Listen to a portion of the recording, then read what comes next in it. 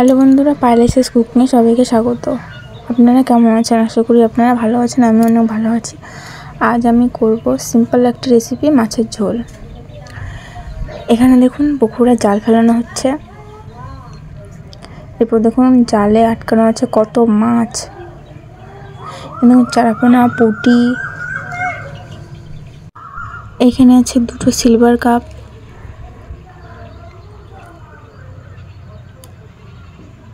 এখানে আছে একটা সিলভার কাপ। এখানে দেখুন কত মাছ। এর মধ্যে থেকে আমরা এই মাছগুলো এনেছি। এই মাছের আজকে আপনাদেরকে মাছের ঝোল করে দেখাবো। দেখুন এখানে আছে পুঁটি, চারাপোনা, আর একটা আছে সিলভার কাপ মাছ। এরপর দেখুন আমি এখানে মাছগুলো কেটে ধুয়ে রেডি করে নিয়েছি। এরপর দিয়ে দেবো নুন, এরপর দিয়ে দেবো হলুদ। এরপর মাছগুলোকে ভালো করে মেখে নেব। কড়াই বসিয়ে দিয়ে দিলাম পরিমাণ মতো তেল। তেলটা একটু নাড়াচাড়া করে নেব। এরপর আমি একটা একটা করে মাছ কড়াই দিয়ে দেব।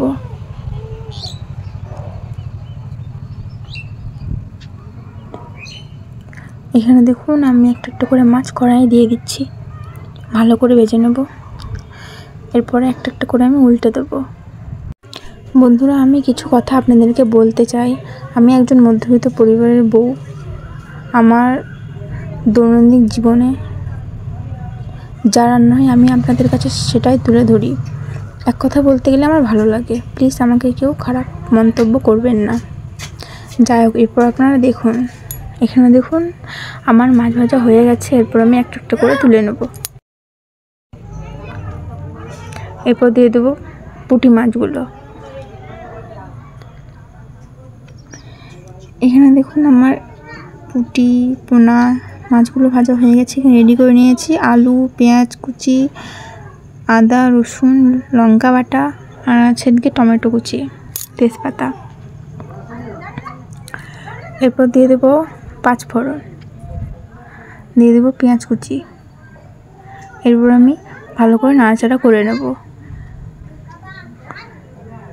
এরপর আমি তেজপাতাটা দিয়ে দিলাম। এরপর আবার নাড়াচাড়া করে পেঁয়াজটা ভেজে নেব। এখানে দেখুন আমার পেঁয়াজ ভাজা হয়ে গেছে। দিয়ে দিলাম আলু, নাড়াচাড়া করে নেব। পেঁয়াজটা একটু সামান্য পরিমাণ ভেজে নেব। এরপর দেব হলুদ গুঁড়ো, এরপর দেব নুন পরিমাণ মতো, নাড়াচাড়া করে নেব। এরপর আলুটা একটু ভাজা ভাজা হলে দিয়ে দেব মশলা। এরপর ভালো করে মশলাটা আমি মিক্স করে নেব। মিক্স করা হলে 1 চামচ দিয়ে দেবো জিরা গুঁড়ো, 1 চামচ মিক্স মশলা। তারপর ভালো করে নাড়াচাড়া করে নেব, একটু কষিয়ে নেব। নেওয়ার পর দেবো টমেটো কুচি। টমেটো কুচি দেওয়ার পরে ভালো করে আবার নাড়াচাড়া করে নেব। নাড়াচাড়া করে নিয়ে দিয়ে দেবো সামান্য পরিমাণে জল সেদ্ধর জন্য। দিয়ে দেবো ঢেকে 5 মিনিট মতো। এবার আমি ঢাকনা খুলে দেব। সেদ্ধ আমার হয়ে গেছে। এরপর আমি ভালো করে কষিয়ে নেব। আমি ভালোভাবে কষিয়ে নেব। এখানে দেখুন আমার কষানো হয়ে গেছে। এবার পরিমাণ মতো জল দিয়ে দেব, নাড়াচাড়া করে নেব। এরপর ঝোলটা একটু ফুটলে একটা একটা করে পিস আমি মাছের ঝোলে দিয়ে দেব। এরপর নাড়াচাড়া করে ভালো করে ফুটিয়ে নেব। ভালো করে ফুটিয়ে নিয়েছি। এরপর আমি দিয়ে দেবো গরম মশলা গুঁড়ো। গরম মশলা গুঁড়ো দেওয়ার পরে আমি ভালো করে মিক্স করে নেব। এরপর আমি আবার কিছুক্ষণের মতো ঝোলটাকে ফুটিয়ে নেব। এখানে দেখুন আমার ঝোলটা ভালোভাবে ফুটে গেছে এবং আমার আলু দিয়ে মাছের ঝোলের রেসিপি রেডি।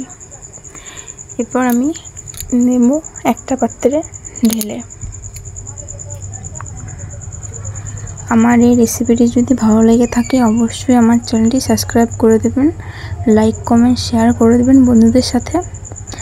আজকের জন্য এতটুকু। দেখা হবে আবার নতুন কোনো রেসিপি নিয়ে। আপনারা ভালো থাকবেন, সুস্থ থাকবেন। Thank you.